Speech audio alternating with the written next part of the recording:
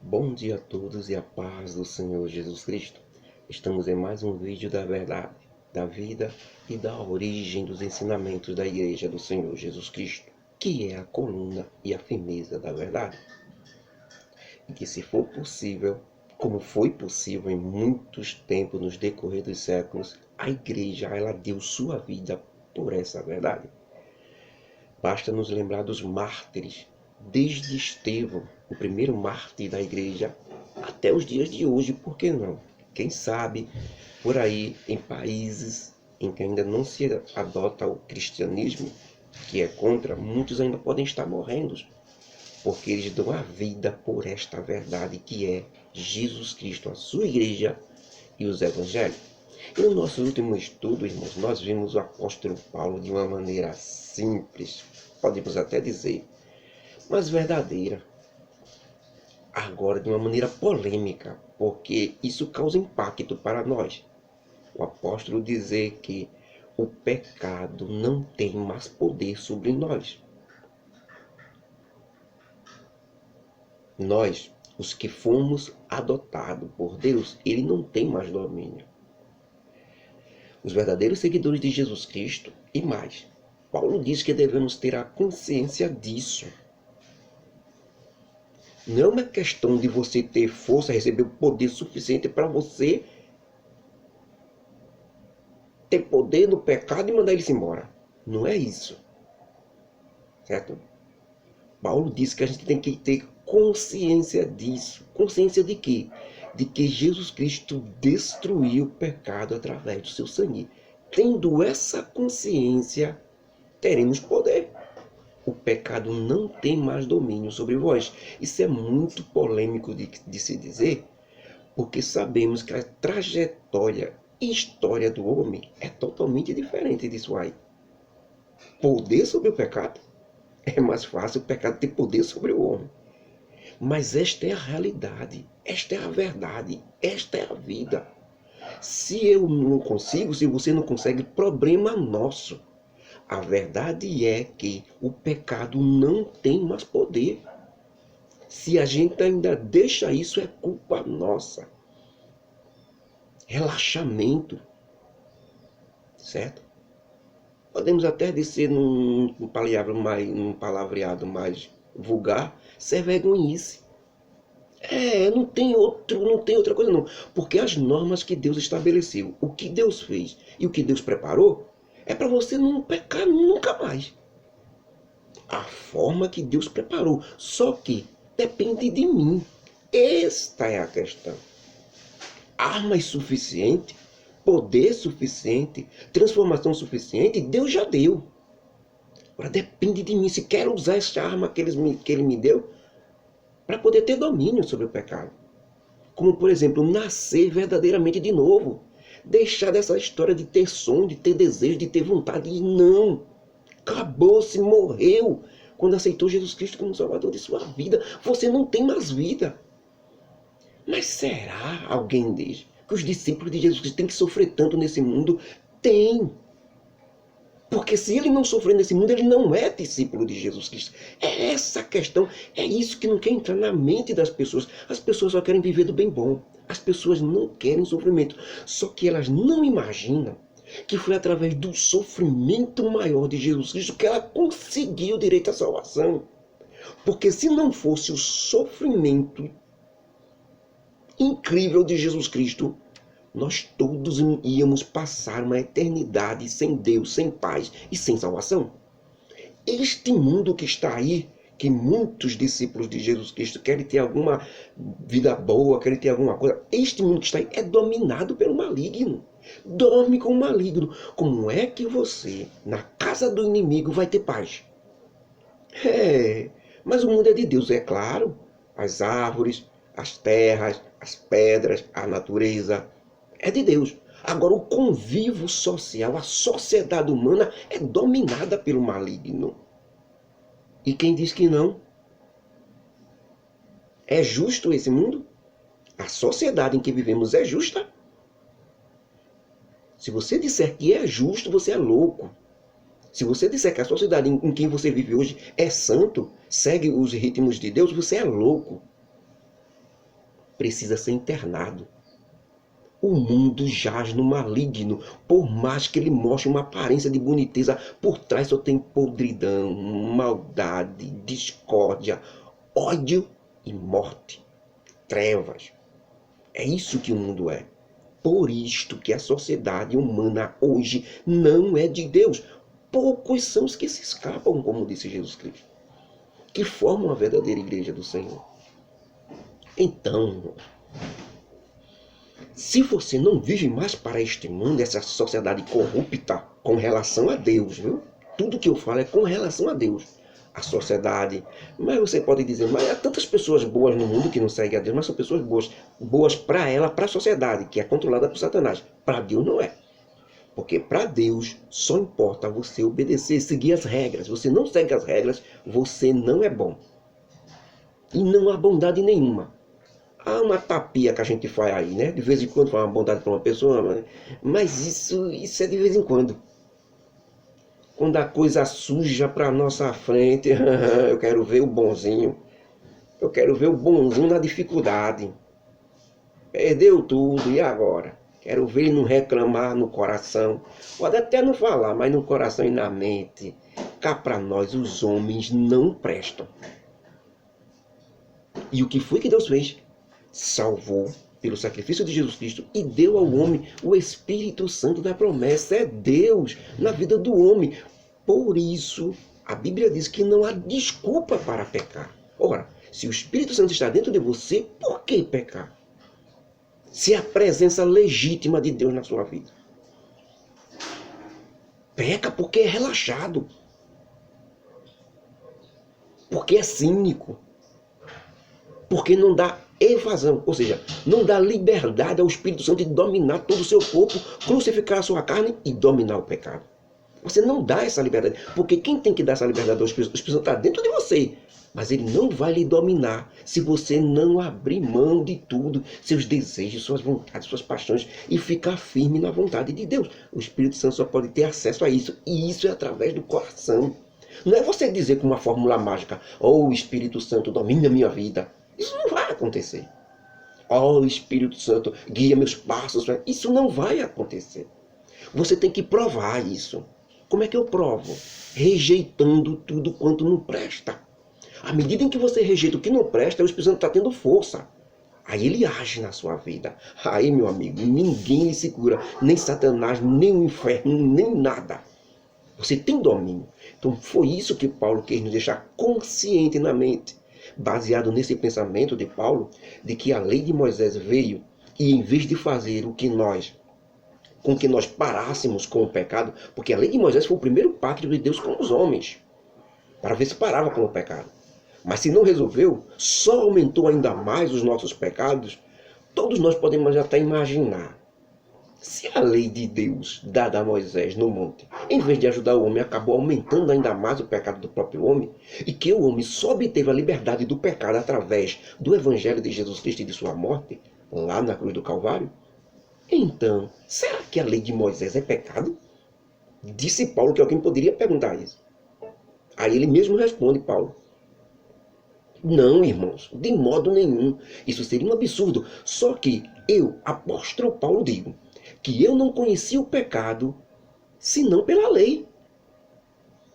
E isso é um fato. Mas vamos analisar um exemplo. Eu nunca conheceria que é errado desejar as coisas do meu irmão ou do meu próximo se a lei não dissesse: não desejarás as coisas do teu próximo. Entenderam? Se não existisse essa lei de Deus, que era proibido desejar as coisas do próximo, e eu desejasse, então para mim, na minha mente, isso não seria pecado, porque não havia lei para isso. Mesmo que eu tivesse que pagar por isso um dia, porque é errado. Não quer dizer que não seja errado, entenderam? Quer dizer que não tinha lei. Então, o que realmente aconteceu conosco quando recebemos a lei de Moisés? É simples. O problema é que o pecado se aproveitou da lei de Deus, ou lei de Moisés, para despertar um forte desejo dentro de mim. Desejos esses que tiveram livre acesso dentro de mim, que é fraco, homem fraco, pecador por natureza, e não tinha o Espírito Santo atuando dentro dele. E com isso veio a desobediência da lei de Deus e, consequentemente, a condenação do homem. Mas sem a lei, eu estava morto para o pecado. Não quer dizer que o pecado não existisse, mas eu me considerava sem lei. Então, para mim, eu não fazia nada de errado naquilo, em desejar as coisas do meu próximo. Bom, em um pequeno resumo, podemos afirmar sem dúvida que por algum tempo os homens até ficaram sem a lei de Moisés. Sim, porque a lei de Moisés só veio 400 anos depois da promessa de Abraão. Mas quando chegou os mandamentos da lei de Moisés, o pecado foi revivido, e isso em todos os homens. O resultado disso é que todos morreram, pois todos pecaram e destituídos estão da glória de Deus. Foram condenados. A lei que veio para salvar, mas o homem não tinha condições de cumprir ela, foi condenado. Justamente com essa situação degradante. Agora, a lei de Moisés, ou seja, os mandamentos que eram para o bem, para a vida do homem, se tornaram em morte para todos. E não por causa da lei de Deus, que é pura, santa e boa, mas por causa do homem que é pecador, fraco e não tinha o Espírito Santo atuando dentro dele, não tinha forças para cumprir a lei. Porque o pecado se aproveitou da lei de Moisés e dos mandamentos e enganou o homem, pois incrivelmente, através do próprio mandamento, o pecado matou a todos, porque todos desobedeceram os mandamentos, ou todos pecaram e estão condenados. Portanto, irmão, a lei de Moisés dada por Deus é santa e boa, e os mandamentos são santos, justos e bons. Será então que se tornou bom em morte? De modo nenhum, irmãos. A lei nunca pode se transformar em morte, não. Mas o pecado, para que se mostrasse forte, operou através de mim a morte pelo próprio bem, que era através da lei do mandamento, que deveria me dar esse bem. Tudo para que, através do mandamento, o pecado se tornasse excessivamente maligno, porque bem sabemos que a lei de Moisés ou a lei de Deus é espiritual, mas o homem é carnal, vendido sob pecado. Então, não tinha nenhuma força dentro de mim que me ajudasse a obedecer à lei de Moisés, pois Jesus Cristo não tinha vindo ainda. Nós não tínhamos recebido o Espírito Santo.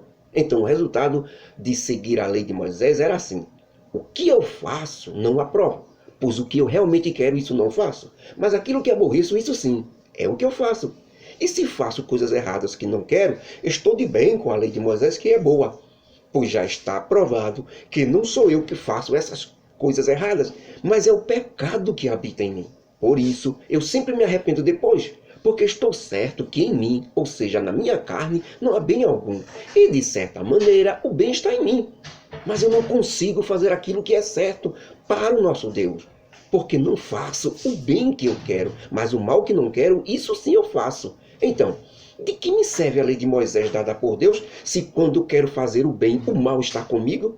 Porque segundo o homem interior, ou seja, no meu raciocínio, eu tenho prazer na lei de Deus, mas vejo nos meus membros, no meu corpo, ou seja, nos meus braços, pés, olhos, bocas e ouvidos, uma outra lei muito maior que batalha contra a lei do meu raciocínio e entendimento, e que me prende debaixo da lei do pecado. Isso mesmo, os pecados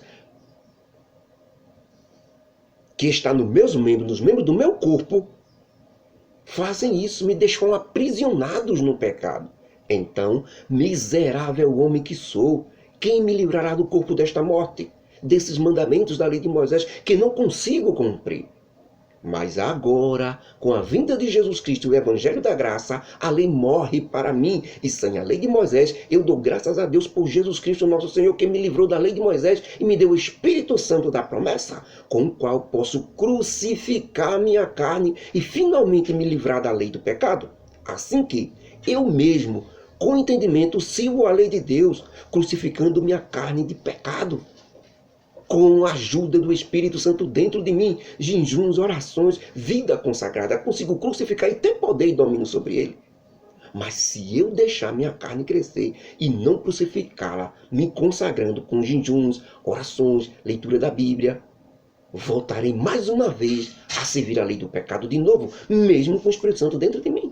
Portanto, irmãos, já que Jesus Cristo me livrou da lei do pecado, o mesmo pecado que utilizava a lei de Moisés para fazer eu pecar, mais ainda, a graça de Deus Jesus Cristo livrou de todos nós, dando o Evangelho da Graça e o Espírito Santo no lugar da lei de Moisés, para não vivermos mais pecando, Agora sim, então nenhuma condenação há para os que estão em Cristo Jesus, que não andam segundo a carne, segundo seus desejos, ou pecado, mas andam agora segundo o Espírito Santo que está dentro dele, ou seja, andam segundo os desejos de Deus. Então é simples. Se você executa seus próprios desejos, então está na carne. Mas se executa as ordens do Espírito Santo que está dentro de você, você está segundo o Espírito e não há mais condenação nenhuma para quem anda segundo o Espírito. Porque a lei do Espírito e vida, que é o Evangelho da Graça, me livrou da lei do pecado e da morte. Não há mais condenações para aqueles que andam segundo o Espírito, viu, irmão? Mesmo tendo aceitado Jesus Cristo e ter o Espírito Santo dentro dele, se andar pela carne, está sujeito de condenação. Tem que andar pelo Espírito. Porque o Espírito Santo, o Evangelho de Jesus Cristo, me livrou da lei do pecado e da morte, que se aproveitava da lei santa de Deus, que era a lei de Moisés. Justamente por ser santa e espiritual, e eu, pecador por natureza, era impossível a lei de Moisés me salvar. Não que a lei não fosse de Deus, mas porque eu era pecador fraco que não tinha o Espírito Santo e não conseguia obedecê-la. Por esse motivo, Deus, enviando seu Filho Jesus Cristo em semelhança de carne também como um homem, através da morte de Jesus Cristo, condenou o pecado bem na carne do próprio homem, para que a justiça santa da lei de Moisés se cumprisse em nós quando morremos, no exato momento que aceitamos Jesus Cristo como Salvador de nossas vidas. Ali nós morremos, irmão. Ou seja, aquela vida que tínhamos sem condições de obedecer à lei de Moisés, morreu também. O que foi que Jesus Cristo fez? Pegou a lei de Moisés e colocou dentro do Evangelho. E se confirma quando ressuscitamos junto com Jesus Cristo, quando temos uma nova vida, desta vez guiada por Deus com o Espírito Santo, e não dirigidos pela lei de Moisés, porque ela morreu para nós. A forma como Moisés deu a lei, os mandamentos lá, não precisa mais. Jesus pegou esses mandamentos, essa lei de Moisés, colocou dentro do Evangelho e resumiu em 2 mandamentos. Amar a Deus sobre todas as coisas e ao teu próximo como a ti mesmo. Quem cumprir esses 2 mandamentos com o Espírito Santo dentro da vida dele, cumpriu toda a lei de Deus e os profetas. A lei morreu para nós, na maneira de cumprir, mas ela sempre vai existir. A lei de Moisés sempre vai existir dentro do Evangelho. Tem que obedecer o Evangelho. E isso só acontece em nós, que não vivemos dirigidos pelos nossos desejos carnais, através da lei de Moisés ou da lei de Deus, mas vivemos dirigidos pelo Espírito Santo da promessa que está dentro de nós. Porque aqueles que andam ou tentam seguir a lei de Moisés, eles estão pensando em seus próprios desejos e vontades. Eles executam e fazem exatamente isso, seus próprios desejos e vontades. E os que andam e pensam de acordo com o Espírito Santo dentro dele, age e executa todas as coisas do Espírito Santo de Deus. E todo mundo vê isso na sua forma de agir, de pensar.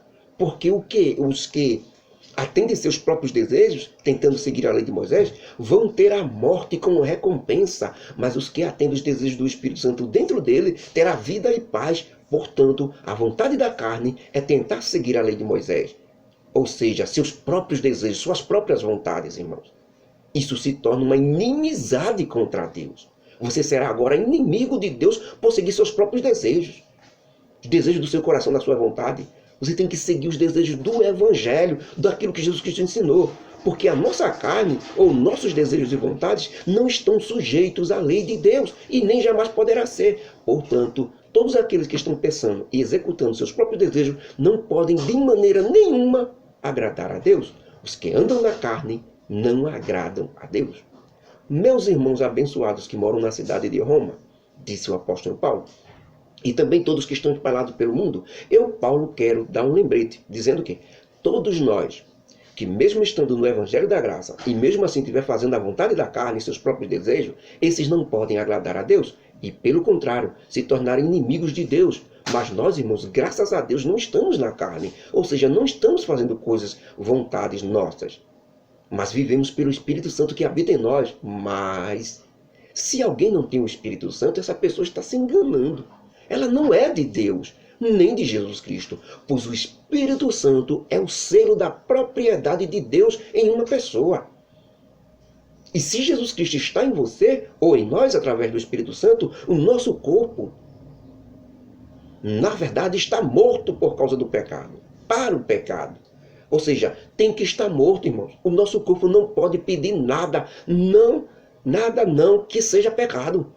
Mas o nosso espírito vive por causa da justiça do Espírito Santo de Deus, que habita dentro de nós. E se o Espírito Santo que habita em vocês, ou seja, em nós, é do mesmo Deus que ressuscitou Jesus Cristo dentre os mortos, então esse mesmo Deus que ressuscitou Jesus Cristo dentre os mortos, ressuscitará vocês também um dia, no dia do arrebatamento, e dará vida aos vossos corpos que agora estão mortos. E isso ele fará através do Espírito Santo de Deus dentro de vocês, até chegar o dia da redenção do corpo, quando recebemos um novo corpo espiritual, sem pecado, semelhante ao corpo de Jesus Cristo. Será um corpo que não pode mais pecar. Dessa forma, irmãos, hoje, até o dia de receber o corpo glorioso, nós vamos ficar devendo obediência ao Espírito Santo que está dentro de nós. E não ficar obedecendo à carne, não, para viver fazendo nossos próprios desejos. Porque se fizermos isso, irmãos, obedecer nossos desejos, vamos morrer espiritualmente falando. Mas se nós, com a ajuda do Espírito Santo de Deus dentro de nós, matarmos nossas vontades e desejos, e assim matarmos também a vontade do nosso corpo, e assim crucificar nossa carne, então viveremos no Espírito, seremos fortes espiritualmente falando, glória a Deus. Porque todos os que são guiados ou dirigidos e orientados pelo Espírito Santo de Deus, estes sim são os legítimos e verdadeiros filhos de Deus. Porque vocês, irmãos amados, não receberam o Espírito Santo de medo, de dúvida, para ficar dizendo assim: a carne é fraca, a tentação é demais, não consigo vencer isso. Rapaz, eu venço tudo menos isso. Meu fraco é mulher. Na hora da tentação, sei lá, não sei se venço. E com isso, viver o tempo todo com medo, irmãos, de pecar. Procurando sempre desculpas para pecar. Não, irmãos. Vocês e nós recebemos o Espírito Santo da promessa de adoção de filhos. O selo santo da promessa de Deus, forte e ousado, que determina que Deus é nosso dono, que vence tudo e qualquer tentação que possa existir. Porque esse Espírito Santo clama dentro de nós com muita força, dizendo: meu Pai, ou Abba Pai. E este mesmo Espírito Santo de Deus, dentro de nós, se une com o nosso espírito também, que todos nós, seres humanos, temos. E juntos confirmam para nós que somos os legítimos filhos de Deus por adoção, ou seja, adotados. Amém. Irmãos, continuando o nosso esclarecimento, quero dizer também que se o Espírito Santo de Deus dentro de nós se une ao nosso espírito que todos nós temos e nos diz que somos filhos de Deus por adoção, logo, irmãos, é claro que somos filhos de Deus por adoção. Ou seja, que Deus nos adotou como os filhos quando aceitamos Jesus Cristo como Salvador de nossas vidas. Antes, nós éramos criaturas de Deus, igual a todos o resto da humanidade. Todos foram criados por Deus, mas filhos de Deus só se torna por adoção, adotados, quando aceita Jesus Cristo como Salvador de sua vida. Se Deus nos aceitou como filhos por adoção, então somos também herdeiros de Deus, temos os mesmos direitos de Jesus Cristo. Porque o documento de adoção é esse: dá ao filho todos os direitos do filho legítimo, que é Jesus Cristo. Herdaremos ao lado de Jesus Cristo, que é o unigênito, o único filho de Deus legítimo. Também é certo que, por causa e por amor a Jesus Cristo, quando o seguimos, passamos por muito sofrimento, como o próprio Jesus Cristo também passou, mas também, junto com Jesus Cristo, receberemos a imortalidade de um corpo espiritual glorioso de luz e poder. Porque para mim tenho por certo, Paulo diz, viu, irmãos? Paulo diz: para mim tenho por certo no meu coração que esses sofrimentos que passo agora, neste momento, não são nem para comparar com a glória que está reservada para nós no dia da revelação de Deus para nós. O arrebatamento da igreja. Sabe por que isso, irmãos? Porque tudo ao redor de nós, sim, nós, os salvos, seguidores verdadeiros de Jesus Cristo, tudo está numa expectativa só. Que expectativa é essa? É esperando a manifestação do nosso corpo glorioso. a glória dos filhos de Deus, semelhante aos de Jesus Cristo. Corpo semelhante ao de Jesus Cristo, porque toda a criação de Deus, irmãos, ficou sujeita, irmãos, à banalidade e ao pecado. Não porque ela quis, mas por causa do pecado que entrou através de Adão, que a destruiu e a escravizou. Porém, temos a esperança de que a mesma criatura de Deus seja libertada da servidão da corrupção do pecado e levados para a liberdade da glória dos filhos de Deus, quando recebermos o nosso corpo espiritual glorioso, livre de pecado, que acontecerá no arrebatamento da igreja. Porque sabemos, irmãos, que desde que Adão, o primeiro homem, pecou, toda a criação de Deus geme espiritualmente falando e sente fortes dores espirituais, como se fossem dores de uma mulher de parto. Seus espíritos sofrem por causa do pecado, e isso em todas as partes do mundo. E não só a criação, irmãos, mas, ou seja, não só a humanidade que é criaturas de Deus, mas nós também, nós os que já aceitamos Jesus Cristo como Salvador de nossas vidas e recebemos o Espírito Santo de Deus e somos filhos de Deus por adoção. O Espírito Santo que era a promessa para nós, sim, irmãos. Mesmo assim, nós também gememos muito espiritualmente falando. E isso dentro de nós mesmos. E por que isso? Se já recebemos o Espírito Santo. Porque apesar de já termos o Espírito Santo da promessa e a adoção de filhos de Deus, mesmo assim, ainda estamos nesses corpos fracos, pecadores imortais que nós temos e que serão destruídos um dia. Por isso estamos esperando a adoção final de filho de Deus. Ou seja, esperamos a última etapa, que é o recebimento do corpo espiritual glorioso, que é semelhante àquele de Jesus Cristo, quando ele ressuscitou. Um corpo que não pode pecar jamais, porque em esperança somos salvos, irmãos. Nós já temos o Espírito Santo dentro de nós, mas falta a troca desse corpo fraco e pecador que temos agora, por um corpo glorioso. Ora, a esperança não é esperança se nós vermos, não é? Pois é. Porque se alguém vê, como esperará? Mas se nós esperamos o corpo glorioso que nós não estamos vendo ainda, então com muita paciência vamos esperar. Isso sim é esperança, irmãos. E esperar o que não vê, isso se torna fé. Então, meus amados e abençoados irmãos que moram na cidade de Roma, vejam bem, se nós esperamos aquilo que não vemos, então com muita paciência esperamos. E estou falando do corpo espiritual glorioso que iremos receber do Senhor. Por isso, com essa esperança que temos, o Espírito Santo dentro de nós nos ajuda na hora que formos falar com Deus. Porque há momentos de tanto sofrimento que nem sabemos o que dizer a Deus, irmãos, em palavras. Então o Espírito Santo dentro de nós entra em ação. E à medida que estamos gemendo, na oração de socorro a Deus, o Espírito Santo traduz esses gemidos que saem de nossa boca, ele traduz para Deus o que estamos querendo dizer. Porque são gemidos inexprimíveis ou incompreensíveis, que não podem se entender em palavras. E o Deus Todo-Poderoso, o Senhor nosso, quando recebe a tradução do Espírito Santo das nossas orações, feitas sem palavras, mas apenas em gemidos, ele examina nossos corações e sabe qual é a intenção do Espírito. E conforme Deus falou, é o Espírito Santo que intercede pelos santos ou os chamados e verdadeiros seguidores de Jesus Cristo. O Espírito Santo intercede na oração, viu, irmãos? Quem intercede por toda a humanidade pela sua igreja é o Senhor Jesus Cristo, diante de Deus. Mas o Espírito Santo intercede na oração de gemidos. Quando a gente não consegue falar de tanto sofrimento que estamos passando, ele intercede por nós, traduzindo e nos ajudando com Deus. É uma intercessão dele. Então, estamos certos, sem sombra de dúvida, que tudo que acontece na vida do discípulo seguidor fiel de Jesus Cristo, seja bom ou seja ruim, tudo isso contribui juntamente para o bem dele. Porque ele, o discípulo seguidor fiel, é propriedade de Deus agora e ama a Deus, não somente quando está tudo bem, mas quando está tudo mal.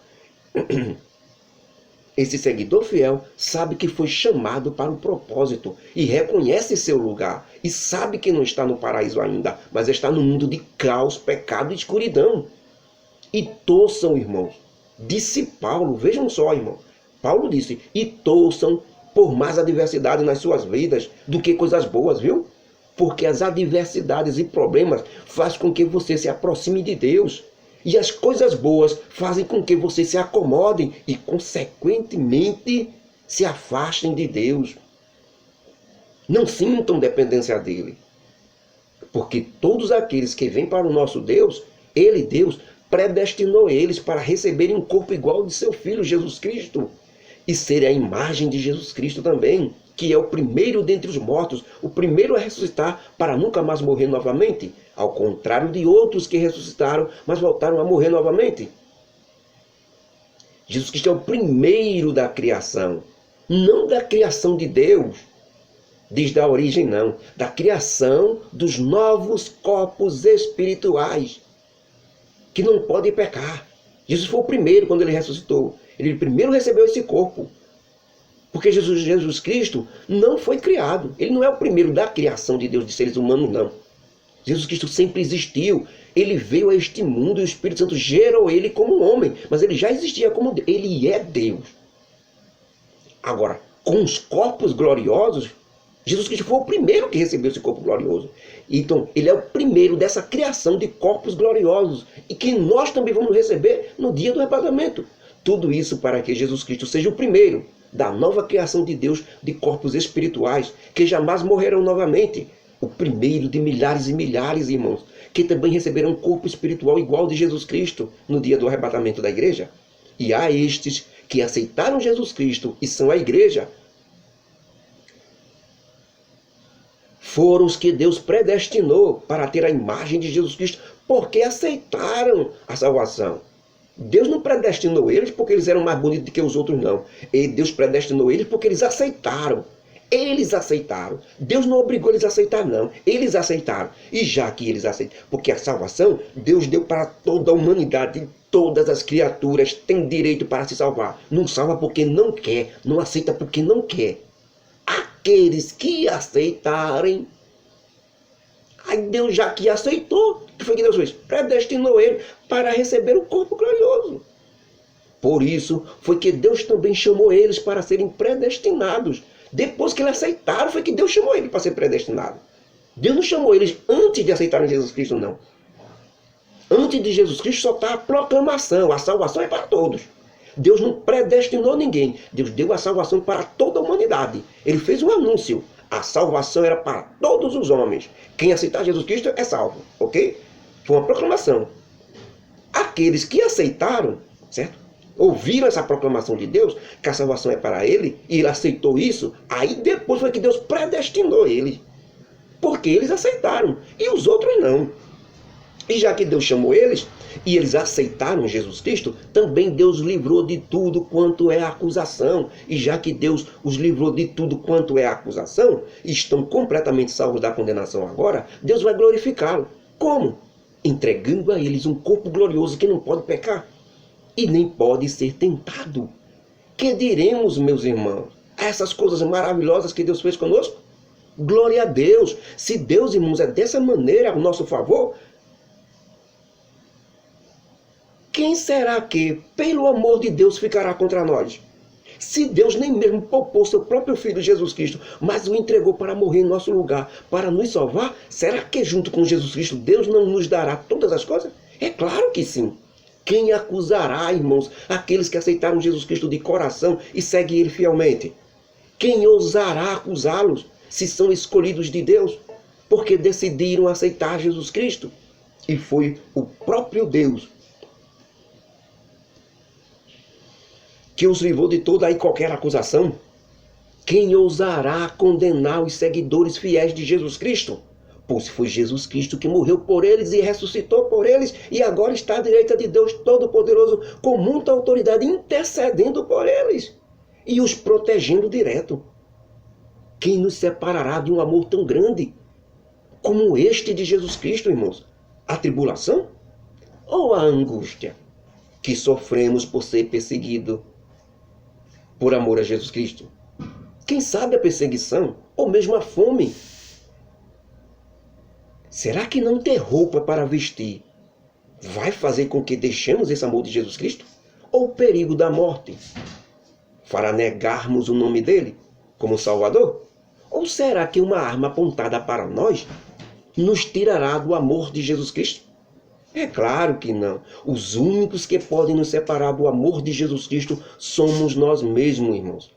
Quando desistimos de seguir Jesus Cristo. Sabe por quê? Porque está escrito que por amor de Jesus Cristo chegamos quase a ser mortos pelos homens todos os santos dias. Se eles pudessem, eles nos matariam. Somos parecidos mais com os gados, as ovelhas que vão para o matadouro para morrer. Todos os dias nós parecemos como ovelha que vai ser morta. Mas com tudo isso, irmãos, somos mais do que vencedores por Jesus Cristo que nos amou. Estamos certos de que nem a morte, nem a vida, nem os anjos, nem os seres espirituais acima de nós, nem os seres espirituais abaixo de nós, ou demônios, nem o presente, nem o futuro, nem a altura, nem a profundidade, nem alguma outra criatura nos poderá separar do amor de Deus que está em Cristo Jesus, o nosso Senhor. Somente nós mesmos e nossas decisões podem nos separar de Deus. E mais ninguém. Isto está, irmãos, na carta aos Romanos, capítulo 8, versículo 1 até o 38. Bem, não há mais o que dizer, porque contra fatos não há argumento. Quanto mais explicado, melhor fica para se entender. A única posição agora, irmãos, é a minha e a sua. Vamos aceitar esse ensinamento simples, puro e direto? Ou vamos rejeitar? A Bíblia diz, e o próprio Paulo diz, que os homens estão agora indesculpáveis diante de Deus. Não há desculpa para pecar. Não há desculpa para ser condenado.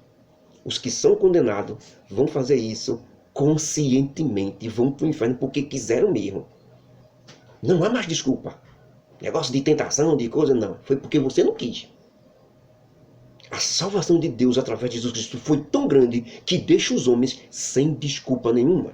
Que a graça do nosso Deus, o amor de Jesus Cristo e as consolações do Espírito Santo estejam conosco hoje e para sempre. Amém? Que possamos colocar, que o Espírito Santo dentro de nós nos ajude a viver uma vida cada vez mais santa. Porque pode ser feito isso. E não ficar mais com essa desculpa esfarrapada, essas desculpas de que não pode isso, não pode aquilo. Para Deus não pode. Para muitas coisas podemos. Mas para Deus é muito difícil. É a desculpa mais oferecida por Satanás. É muito difícil. Que Deus nos abençoe em nome de Jesus. Amém.